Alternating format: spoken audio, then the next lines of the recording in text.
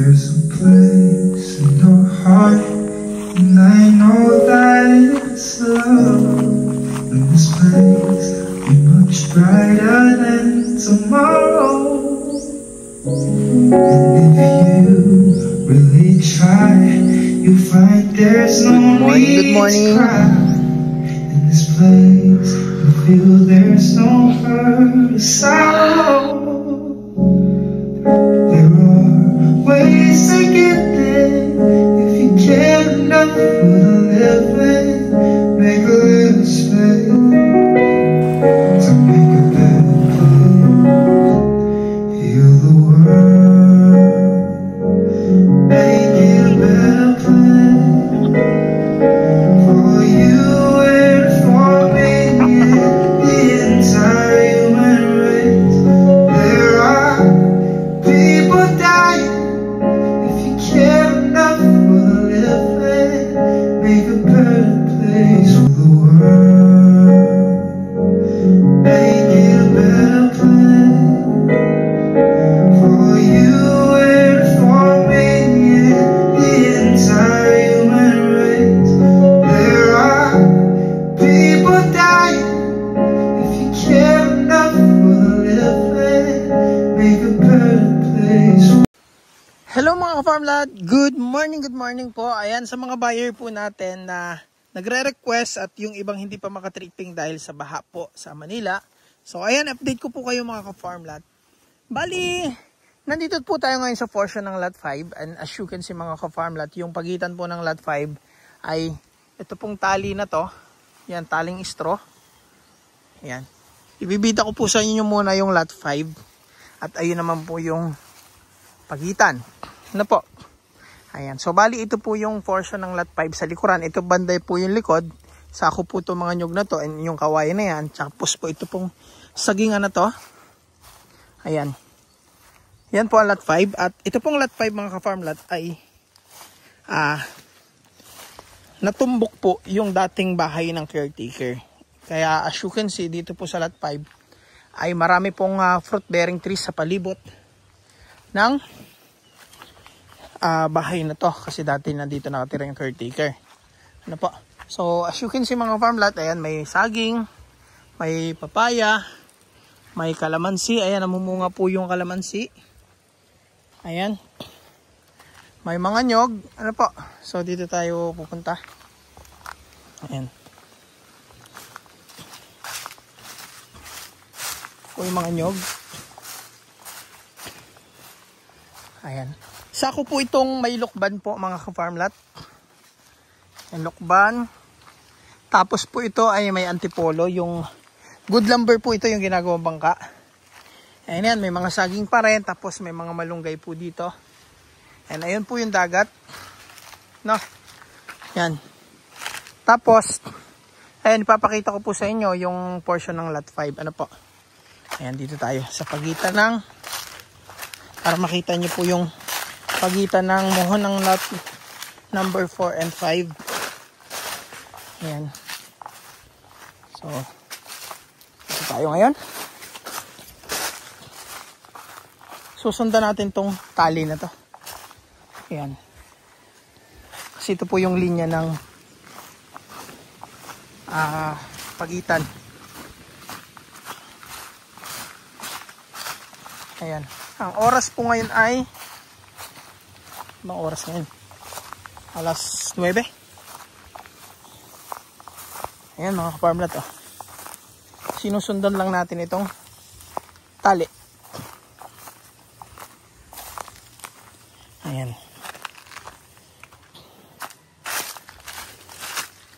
So may mga muhon na po ito mga ka-farm lot. At ito po yung lot 4 natin, no?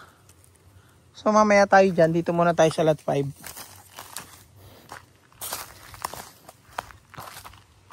Ayan. Ito po yung muhon ng lot 5. Dito mga ka-farm lot. Tapos, dyan po nasikat ang araw. Sunrise view po dito. So ngayon alas 9 na. Mag-alas 10. Kaya nandyan po yung araw. And buhanginan po yan mga ka-farm lot. Ayan. buhanginan. Tapos, manipis lang yung mangrove dyan. Ayan. So, ito na po yung time na ma-enjoy mong maligo. Kahit mainit ang panahon dahil makikita nyo po na may mga puno po. Ayan. As you can see mga farm lot, mainit ngayon pero ayan. Maganda pa rin tambayan itong lot 5 natin. Dahil presko. Ayan.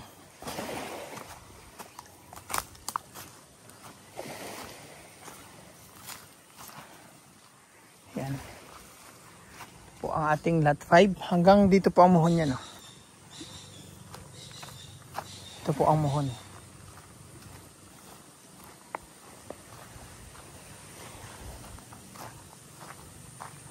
Eto. Yan. So, ito na po. Yan. Lot 5 po yan mga ka-farm lot. Pag ganun, sa pinanggalingan natin. At dadako naman po tayo mga ka-farm lot sa lot 4. Yan. Ibibida natin yung dalawang lote. Lot 4 and 5. Yan. Papunta na tayo.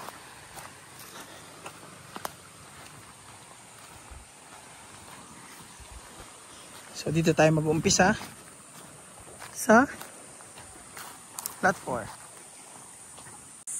Hello mga ka-farm lot. Ayan, nandito po tayo ngayon sa portion ng lot 4. Ayan.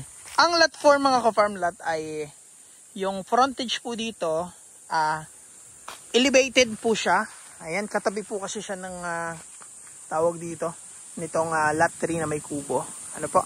Papaganon po ang cut nito. Pag ganyan. So, dito po sa portion na to, paburol, sakop to. Ayan. Tapos yung kapantayan na yan, sakop naman po. So, bababa po tayo dyan mamaya. Ayan. Galing po tayo dun sa muhon dun sa lot 4. Ano po?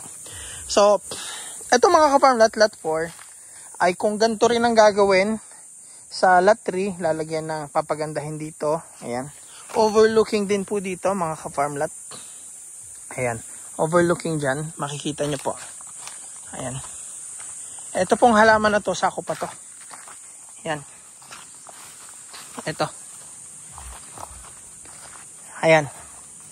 Ito po, sakop pa to ng lot 4. Ano po? Yan pong, yung cut po kasi natin is paganyan. Paganyan po yan. So, ito po yung lot 3. No? Kaya, itong 4, ito yung sakop niya. Maganda rin po yung portion ng lot 4 dito. Ayan. Meron po siyang paburol na sakop. Tapos, ayan. Sakop po yung mga nyuga na yan. Tapos, dyan po nasikat ang araw eh. So, sunrise view po. Tutok na tutok sa portion ng lot 4, yung sunrise. Ano po? Doon sa frontage ng lot 4, nakatutok. Ayan. Ayan, paburol siya. Dahan-dahan siya pababa. Tapos, sakop niya po yung tatlong mangga yan, tas may puso. Pupunta po tayo dyan. And yan po yung lot 4 natin. Yan po yung frontage dito. Bali, mula po sa muhon na yan, hanggang dyan mga ka-farm lot is 20 meters siguro yan, or 17 or 18. Tapos mula naman dyan, papaganyan, is mahaba pa yan mga ka-farm lot. Kasi 45 meters po yung frontage eh. Nasa 25 meters pa mahigit papunta doon. Ano po? Ayan. So, tas papaganon po siya. Ayan, ang boundary po natin ay yung taling istro na yan bago dumating sa nyug na yan. At yun, yung pong tali na to. Palawak to mga ka-farm lot. And makikita nyo naman po, maganda yung mangrove area dyan. Lagi ko naman po nabablog yan, panoorin nyo na lang po. Kompleto po ako ng vlog nyan. Actually, kung i-upload ko to, part 9 na po ito. So, may part 1, part 2 hanggang part 8. So kasi lagi natin ina-update yung mga buyer. Kasi lalo po itong nandito sa baba, itong lot 4, lot 5, lot 6. Kasi ito po, napakasukal noon. Hindi ko pa nabablog halos masyado. And as you can see po ngayon, ayan, mabablog ko na po siya. Kasi malinis na talaga. Ayan. Ayan. Ito po, yung mga nyug na yan. Yan, mga nyug. Ito. Sako po yan. Papaganyan. Doon tayo galing kanina mga ka-farm lot. Yung makikita nyo, banayad lang po siya. And ayan po yung frontage na mangrove. And yun, papunta na po tayo dito.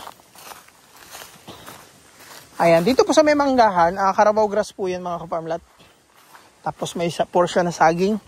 So, nasasakupang fruit bearing trees ng lot 4, mangga, saging. Ayan. Tapos may sakop din po siyang kawayan mga ka-farmlat. So, sinunog po namin at natubo naman kasi nagkaroon ng bagin. Natubo naman po. Natubo ulit yan. Ganyan po ang kawayan. Ayan, may mga gulay na gabi. Ayan, ito po yung manggang kalabaw. Ayan. Ang tamis po na bunga yan. Nakakuha kami dyan ng hinog. At ito po ay Indian mango siguro to. Ito naman po yung manggang kalabaw ulit. So, namumulaklak. Ayan. Tapos, may sako po siyang bayabas. Ayan. Ito, bayabas po ito. Yan, namumunga na po yung bayabas. May mga hinog. Tapos, may poso na to mga farm lot. Ayan. May tubig po yan. May poso ang lot 4.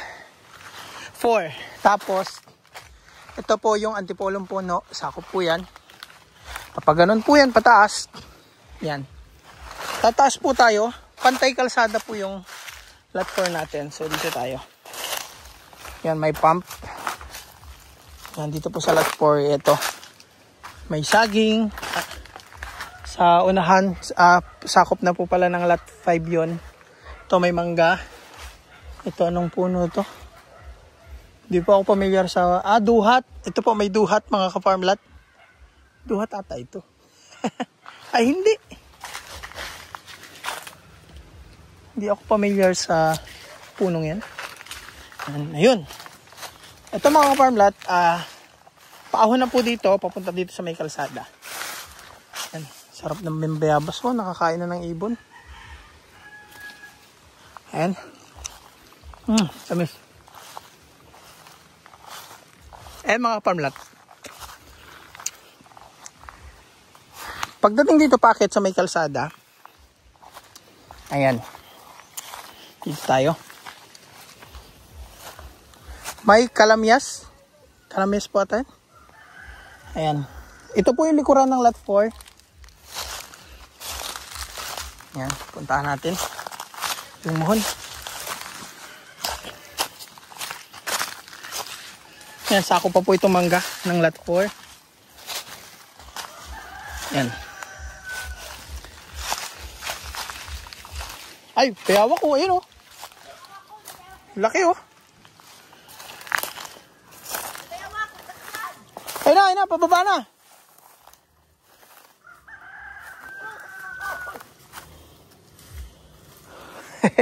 Ayan po yung muhon ng lot 5.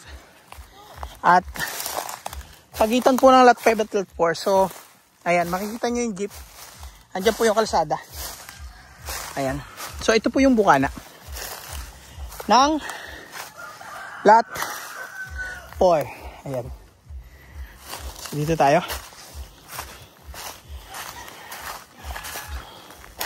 So, ito yung muhon ng ating lot 5. Ayan, kapag ganon. So, ito yung nasasakupan po nung lot 4. Ito yung lot ito yung lot 5 pala. Ito yung lot 4. Ayan.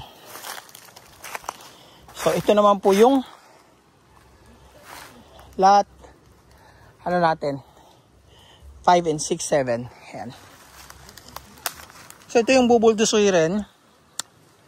Papagandahin po yung daan dito para sa road right to po ng lot 4, 5, and 6. Ayan.